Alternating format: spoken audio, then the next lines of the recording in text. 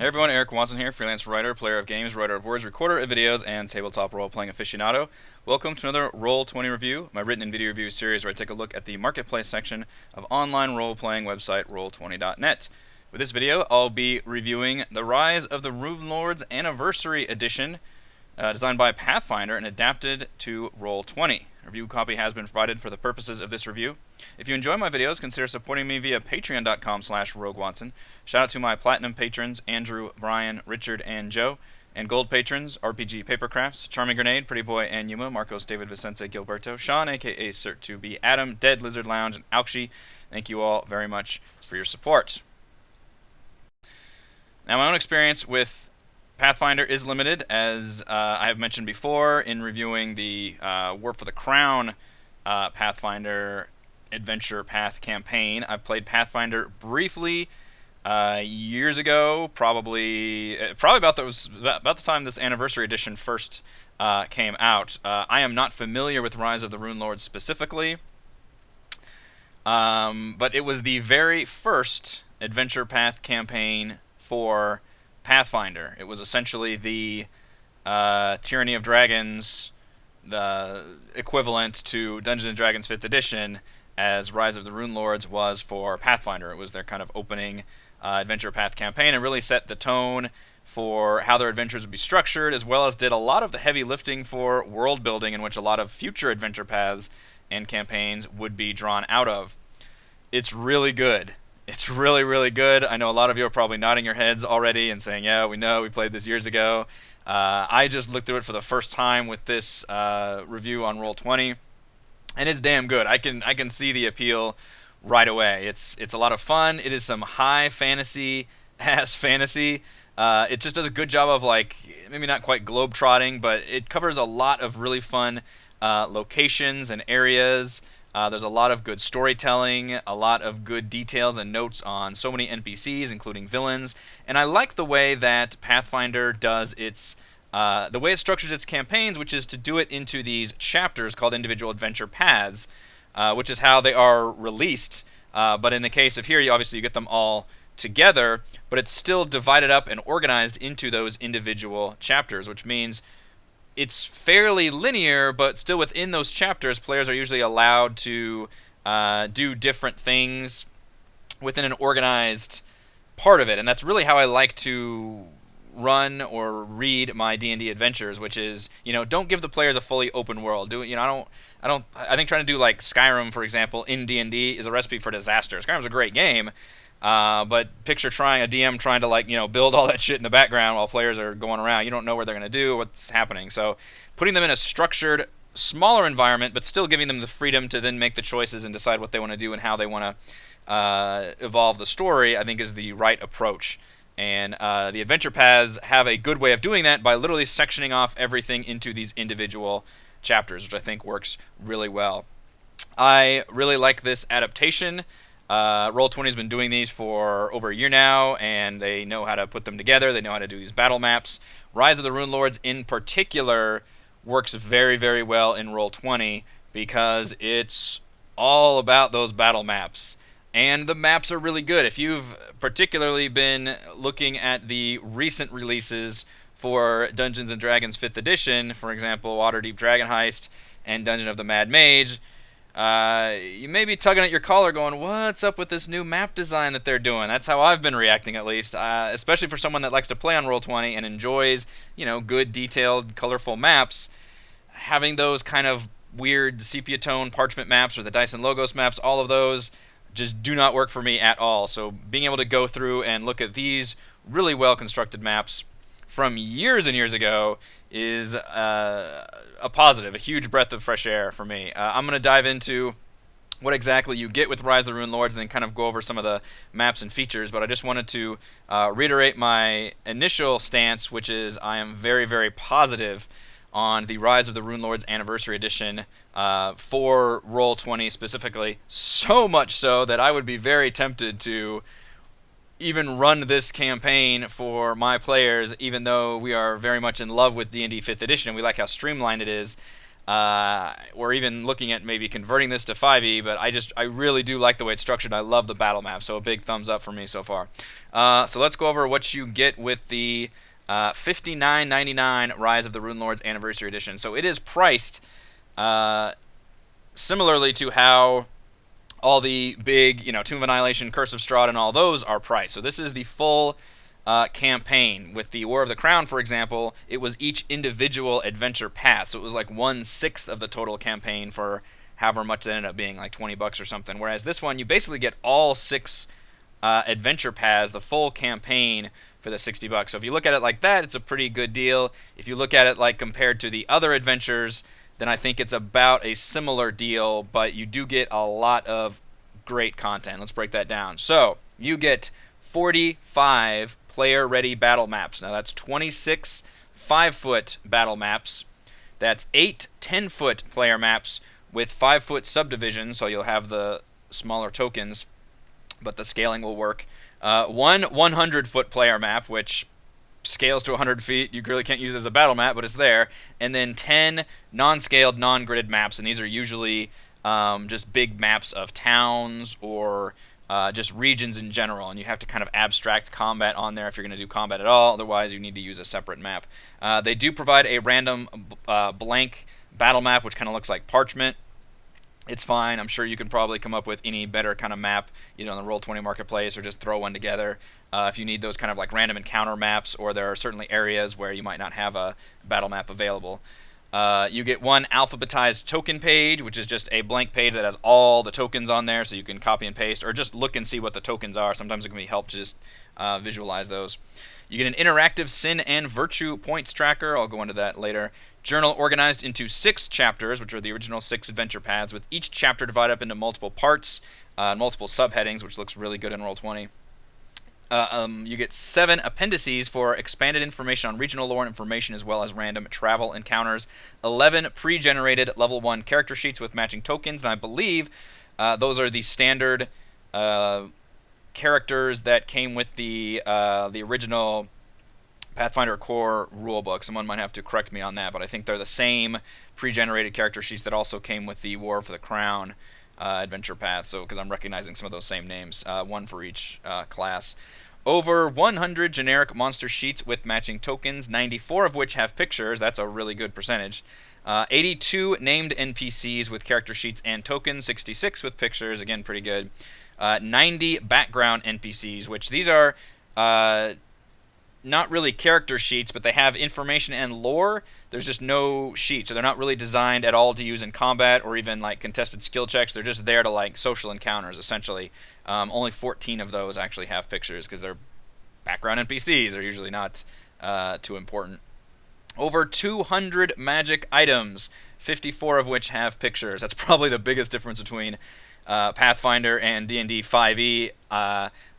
Just surface level is that, oh yeah, Pathfinder was old like old school D&D, or I'd say old school 3rd edition 3.5, which was way more loot focused, which is the one thing I miss about 5th edition, is it's not nearly as loot focused. So you get a lot more magic items with the Pathfinder campaign. Additional relevant supplemental rules including diseases, environmental effects, regional travel, and more. Pretty much all the things from the rulebook that you would need to run this adventure. You also, that's the entire adventure campaign. You also get a compendium expansion, which features essentially all the new content that was released during the Rise of the Runelords, which includes a couple new spells, I think a new advanced class, whatever the Pathfinder calls those, and they can be added to any Pathfinder Roll20 campaign. So if you're running a different campaign, you could add that in there. And then a random encounter add-on, which includes all the creatures that only appear during random encounters. These can be added in bulk as an add-on, like similar to the compendium, or you could, which there's a section of the module which states this, you could create a GM game and add those in there, and then transmorgify only the creatures you needed for that campaign. And the idea is, because it's so big and it tries to cut down on anything you don't need to run the campaign. I kind of disagree with that philosophy. This campaign's already freaking big, and I don't think adding another, whatever it is, 30 or 40 creatures would have just broken it to its knees. And I think it's actually kind of a pain in the ass to have to then reinsert the random encounters. I guess the philosophy there is that a lot of DMs might not need any of these any of these creatures, or maybe just a few, so we didn't need to add them all. But my opinion is, if the creatures are there and used, then go ahead and add them, and then I can decide if I want to delete them or not, or get rid of them. So I'm not too much of a fan how that was separated. But the nice thing is, because it's an add-on, you could technically add all those creatures into another Pathfinder campaign. So the option is there. Let's look at the maps, because that's what you are here for, and that's what you are getting a Roll20 module for, is the maps. Token page, as I mentioned, is just a big blank page full of all the tokens alphabetically organized. One thing I really like about Pathfinder is they like their big-ass creatures. I don't see this too often in 5e, but look at how large some of these creatures are. They also look really good on the tokens themselves. The Pathfinder art translates very, very well. And Pathfinder art is a little more, I don't want to say cartoony, that sounds disparaging, and anime is not quite correct, but it's a little more stylized than Dungeons and Dragons itself, which I do like the fact that that makes it more having its own, art style rather than just kind of a, off-brand D&D. But I don't necessarily think it's worse or better. I just think it's distinct. And in some cases, I really like the way these look. Some of these have auras, which either are tied to their character sheet, or they might have some kind of light that they emit. You can see that's what the circles are around them. But otherwise, you don't have to ever use this token page. You could sit here and, Control C and Control V wherever you need this creature, but you can also just as easily drag creatures directly from the Roll20 page. And this kind of information is going to be more or less useful depending on, you can see my Roll20 is lagging right now trying to come up with all these tokens and creatures, how familiar you are with Roll20 and how it operates. So if you know all these kind of shortcuts, and as someone who's been doing Roll20 for years and does a live show on YouTube and everything, there are still tricks that I don't know, and I will gladly listen to anybody that can help me with these tricks. But obviously you can take any kind of token and, oops, not that kind, and drag it to there. Oh, that was that big nasty fella. And you can see I just made a token right there. And you could do that on any map, and it automatically has hit points and armor class stated up here. Armor class is obviously not a bar, it's just a helpful reminder as a DM, because that's usually one of the quicker numbers that you need to come up with when it's a player's turn is, does this hit this creature? And obviously hit points, you can just sit there and, minus whatever to lower the hit points as you need.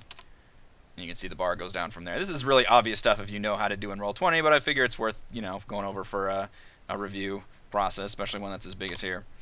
So it's nice to have this page. Like I said, you don't really need it, but it can be helpful to just look at some of this stuff and tell. One thing that Roll20 does, if it doesn't have a picture in place, so if one was not provided in the adventure, but Roll20 still needs a physical token for that thing, because every entity needs a token. It will instead just create basically a blank token and print the name on here. Now, this can be, it's very awkward, and you can see with the background NPCs, a lot of them don't have pictures, so these are kind of what you get the most of these for. One thing I wish Roll20 would do is, if and some of these named NPCs are just, whatever race they are. So say there's a stone giant that has a certain name, then Roll20 will treat that as a named NPC, and I would prefer if they just used, the stone giant picture. Some of them do have unique, stone giants especially have unique artwork, which is great. And most of these NPCs do. These are just the background NPCs that primarily don't. These are just, it looks bad to where I would never obviously use these. I would always try to use some kind of artwork. And you can see none of these have character sheets. These are the background NPCs. So it's a bummer that these are still here. I don't know if Roll20 is ever going to change this system. I don't know what maybe a better solution is, other than what I mentioned, just kind of using the next generic sheet that you can, which may cause confusion in the end. Although you can, I think, tint the sheet, so that might, you could use that as a solution. But it's there. It's not nearly as prevalent here as in some other adventures that I have looked at, but with the background NPCs in particular, although we really shouldn't have to use too many of these tokens in general. So I'm not counting it as a con. a major con in Rise of the Runelords because most of them are pictures. As you can see, I'm just scrolling through. But the ones that don't, it definitely kind of sucks. And you can see here are the random encounter monsters, which, because the add-on has not been attached, this is just my vanilla fired up review copy.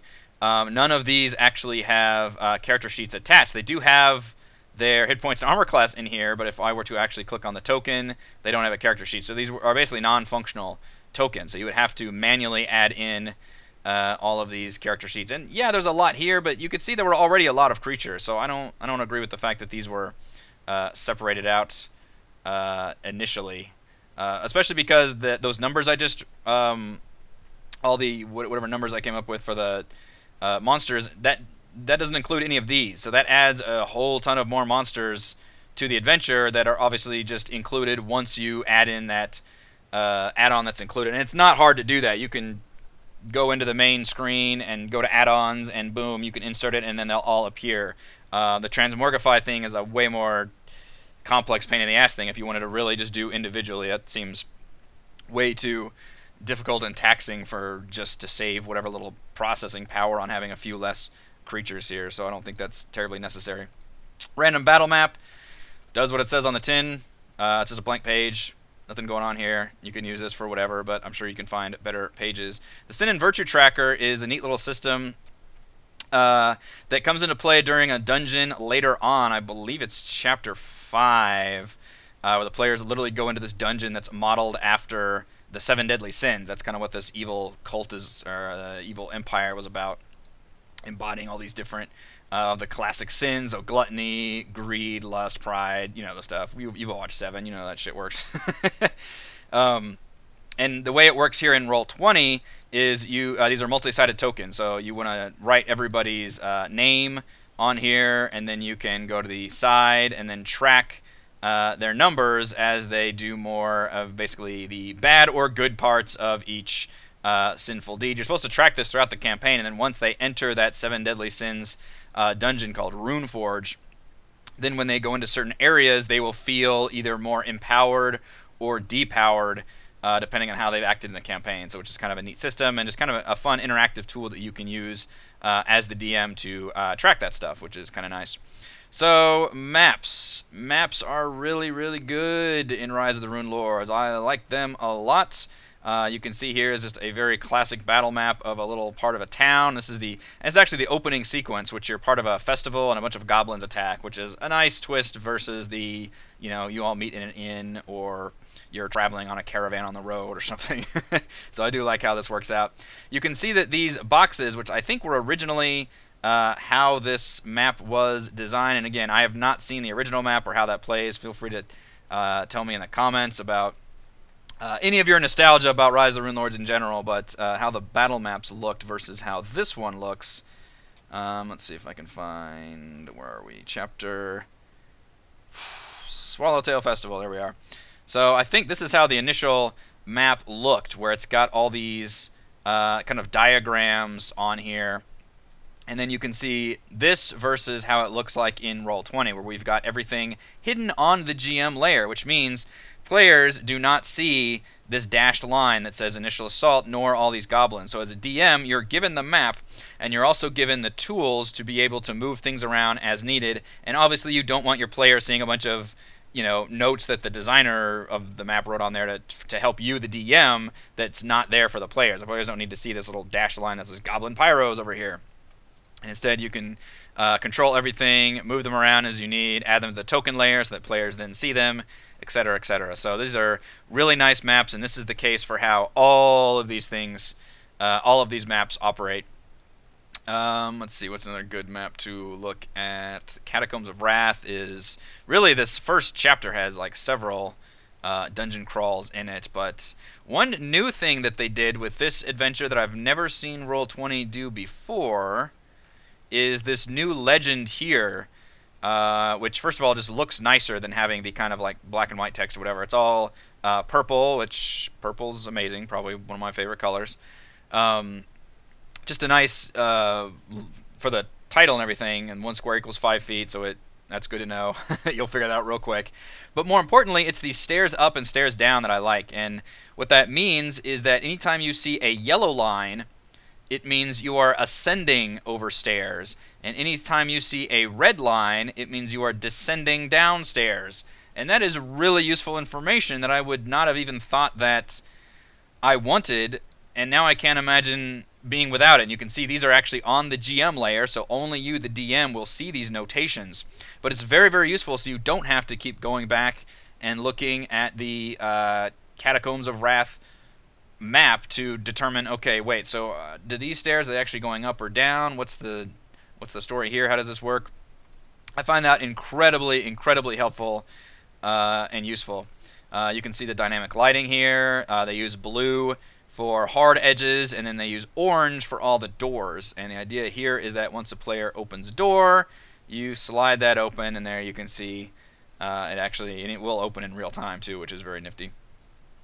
So cool effect for dynamic lighting. This is only available for Roll20 subscribers, but if you are playing on Roll20 for any length of time, I would highly, highly recommend it. I think dynamic lighting looks absolutely fantastic. I'm a big fan of how it works and how it looks. But having dynamic lighting already in place for all these dungeons is obviously very useful because it's a pain in the ass to try to do all these, and I've certainly done them before, and I don't like doing it, so I'm glad it's all set there ahead of time. One thing I do want to point out also, there's another early map I can use. I think it's this one. It's a good example of how to use an underground map that has light spilling in to the entrance. Because the way Roll20 is designed is you can only tick off global illumination on or off. So either the lights are on and you can see everything, or and dynamic lighting only blocks line of sight at that point, everything's still lit up. Or global illumination is off, everything is dark, and then only light sources or tokens that you turn on sight and light sources from can see and reveal light. So how do you do that with a dark cave where everything is normally dark, but you still want to have light coming in from the entrance? Well, the way you do that is by you turning the lights off, so no global illumination. And then on dynamic lighting, you see that circle just appeared as I switched to dynamic lighting. That actually is just a hidden light source. So essentially you just create a hidden light source outside of the cave, and that is basically just daylight coming into the cave. That's a really, really clever solution. I've only just started using this recently, and it's really nice to see that being used here in Roll20 to emulate the effect of daylight streaming into a dungeon opening, so players can only see like those little bits, and then once they get to the dark areas, they then have to turn on their own manual light sources to look in there, and I think that looks really, really well. And you can see just the artwork on these maps. It just works very, very well for Roll20. It's, Pathfinder's nailed that battle map art that I really love. It's not super detailed, but I mean, it's pretty detailed. It's got all the basic pieces and components that you want in terms of tables and chairs and barrels and boxes, and the stairs look like stairs and the walls look like walls. It still has the generic doors that I hate, but I understand that you want doors to, be a uniform looking thing. I don't know why we can't come up with a better standard than a white rectangular box for doors, but that's a separate rant. I'm just going to kind of go through real briefly and just show off some of these maps because there's so much content here. It's really impossible to show everything. That's a phone call. And you cover a lot of ground with Rise of the Runelords. I mean, the whole Chapter 1 is essentially you're fighting goblins, attack the city, and then you determine that there's nefarious shenanigans going on beneath the goblin lair outside of town, and you delve down in there, and that was the shrine map I just showed. And then there's a woman back there who has a really lengthy, fascinating backstory about how she was spurned and had just a horrible upbringing and a horrible teenage life, and then is kind of taking out her revenge on the town, and she's feeling the effects of the wrath part of the evil Seven Deadly Sins shrine, and she's enacting her wrath on the city. And what's fun there is you got that entire encapsulated chapter surrounding and that's like level 1 through 3, I think. Surrounding that little town of Sandpoint. It's got its own villain. It has its own beginning, middle, and end.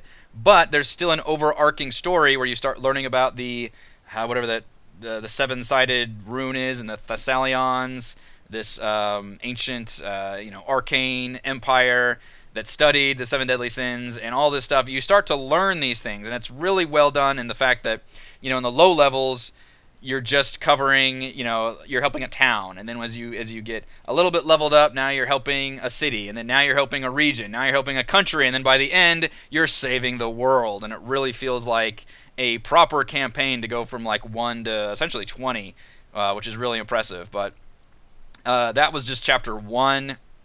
Chapter 2 mainly is surrounding a cool, like, Jack the Ripper style series of murders, and that you eventually investigate this haunted mansion. And you can see here you have this cool outdoor area as well as the mansion itself. And then there's your helpful stairs down and stairs up. And you can see here on the same map, you've got a basement and an upper floor as well as the attic. Very, very well situated. And then beneath everything, you will find the actual murderer, who is insane and suffering from a bad case of ghoulitis, I believe, or gastitis, some kind of disease that turns him into an undead. You do so much in this campaign; it's amazing. There's a battle with ogres on a dam. There's taking back a fortress. There's repelling stone giants along with a red dragon attack your poor town from chapter 1. And you have to go back and repel that. That's the attack on Sandpoint. This is a cool Hook Mountain. This is a cool map in here. You can see the way, and there you go, helpful with the stairs, always going up. I love the detail here with the like bones and the statues. All of that looks really, really good. There's just a nice, really rich variety of maps and content. The attack on Stonefist is a great example of another map that has a lot of DM notes on there, which is extremely helpful, even though your players... I would probably keep my players on this map. Obviously, all of these notes are just on the GM layer, so your players don't see these. But you do, and you could even put tokens on there and just track kind of where they are. And then once an actual battle occurs, then you could zoom in, do the classic RPG, zoom in on the battle map and take it from there. And then outside of the map, you put them back on this map, and they can walk around and essentially deal to different, react to different threats and attacks on the city. But it's very, very well organized. You could worry that the entire adventure is maybe too linear, but I mean, I think a good D&D adventure, or D&D, Pathfinder, any kind of RPG adventure is going to be at least somewhat linear to tell a good story. It's just allowing your players that breathing room to make the choices on their own and still role play their characters out within those somewhat linear structures. Runeforge is the 7 Deadly Sin dungeon, which then goes into even more dungeons. It's got this nice little central chamber, and you can choose to just explore each individual area, which each has its own map. The Iron Cages of Lust, the Vault of Greed, the Shimmering Veil, the Festering Maze. These are all great names and great maps. You can see here dynamic lighting. This is the Shimmering Veils. It looks so good. It looks so good. I love these maps. I really do. And eventually culminating in a battle where you're trying to thwart this Emperor, God, King, Tyrant from returning to the world and making bad things happen. So it's a really great campaign. It's still a great campaign. There are a few problematic elements within it. There's something early on that happens where like a lustful woman is supposed to come onto one of the PCs purely for like revenge against her sister, and then like literally just, I won't go into it, but it seemed very tacky and not like something I would at all do in an RPG, which is have a woman just straight up come on to one of the players in a very forceful, aggressive, sexual manner, and then have them be caught by essentially like her dad, and just it seemed really stupid and silly.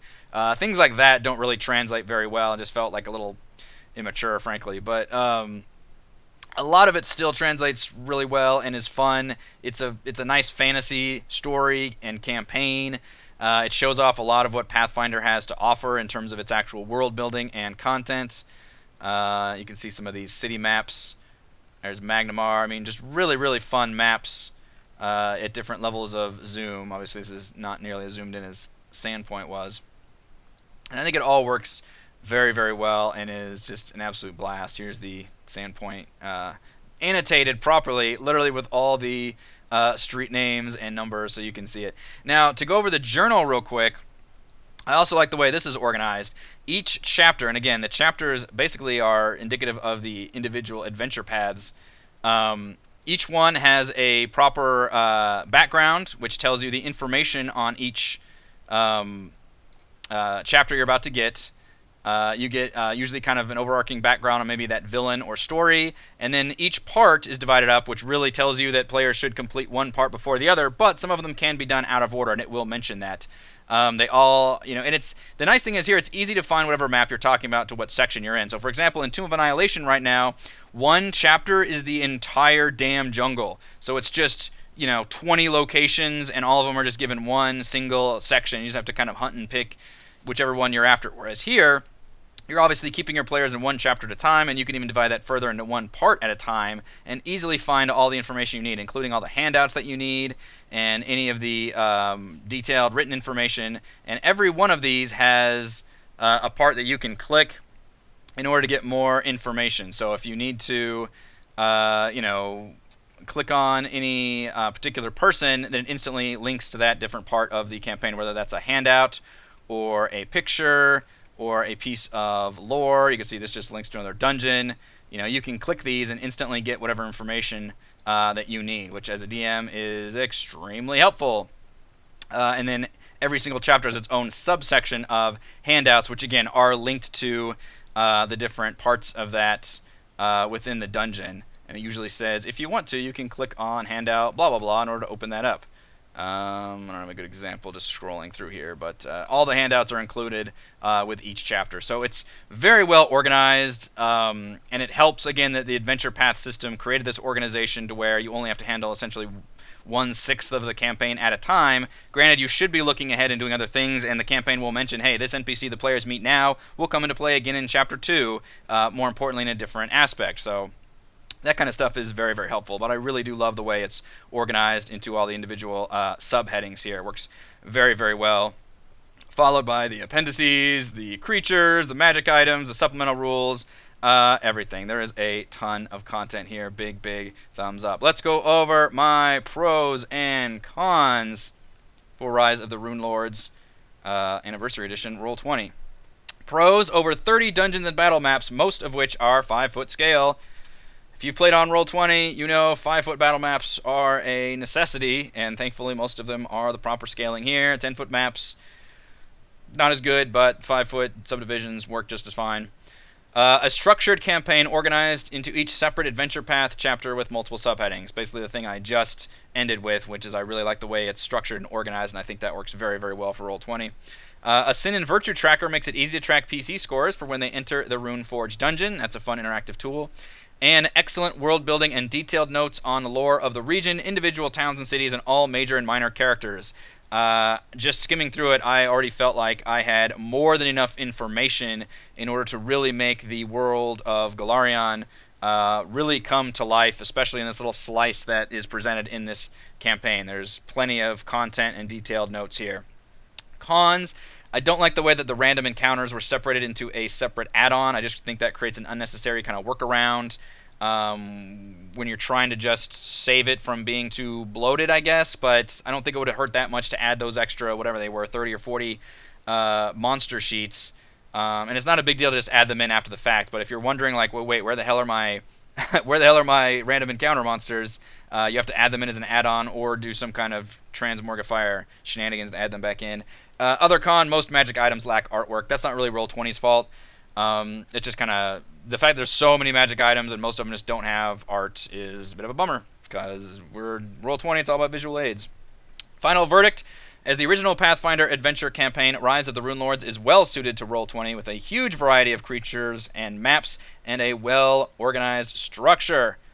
Thank you to everyone for watching this video review. You can see my written review at roguewatson.com. You can support my work at patreon.com/roguewatson. And you can follow our own tabletop RPG D&D adventures here on my YouTube channel. Thank you.